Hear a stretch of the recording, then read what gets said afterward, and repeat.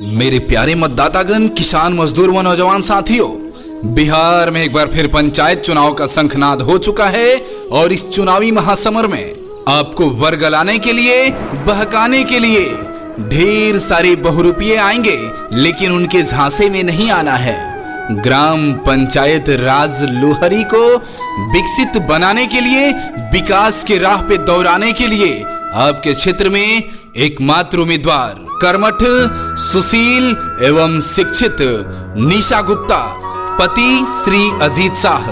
जी हाँ, तो अपने पंचायत में सर्वांगीण विकास के लिए निशा गुप्ता का चुनाव करें, भारी से भारी मतों से विजयी बनाएं और पंचायत को विकास की राह पे दौड़ाएं। जी हाँ, निशा गुप्ता, पति अजीत शाह। न दारू से न नोट से, जी हाँ, न दारू से न नोट से पंचायत का भविष्य बदलेगा तो आपके एक एक वोट से। तो जी हाँ, झांसे में नहीं आना है, निशा गुप्ता, अजीत शाह को जिताना है। और अजीबा हमार मर्जी बराउर, ना निमन चुनेम तो चुना जाई बाउर।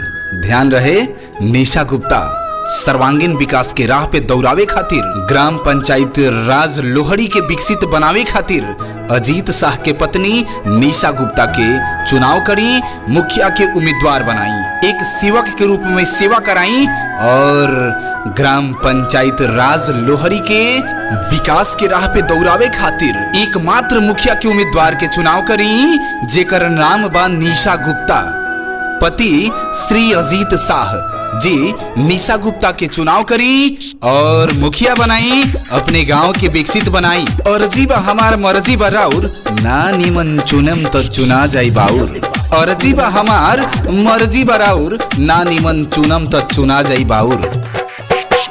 सुने चाचा भैया ना भूलावे के बा, सुने चाचा भैया ना भूलावे के बा, निशा गुप्ता के जितावे के बा, अब की मुखिया बनावे के बा, अजीत भैया के जितावे के बा, अब की मुखिया बनावे के बा। सुने चाचा भैया ना भूलावे के बा, सुने चाचा भैया ना भूलावे के बा, निशा गुप्ता के जितावे के बा, अब की मुखिया बनावे के बा, अजीत भैया के जितावे के बा, अब की मुखिया बनावे के बा।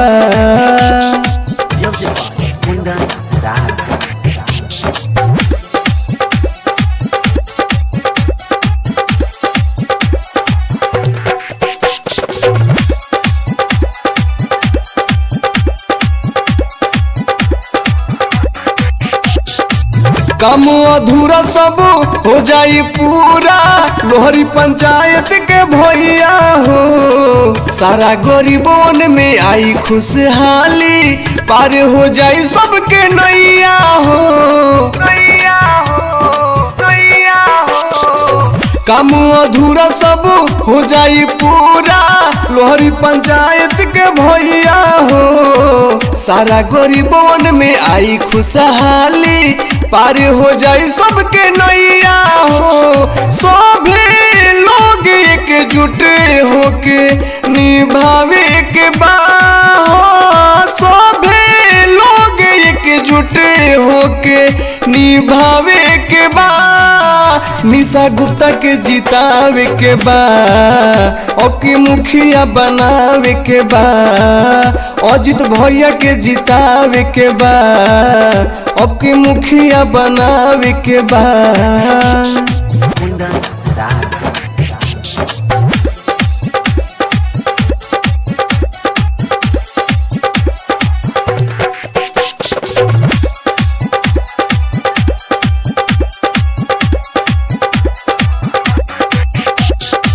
मिट्टी अंधकारी, भागी बेरोजगारी, गौआ चम चम चमकी हो, खूबे विकास के धारा बही, फूल जैसे गमकी हो, गमकी हो, गमकी हो।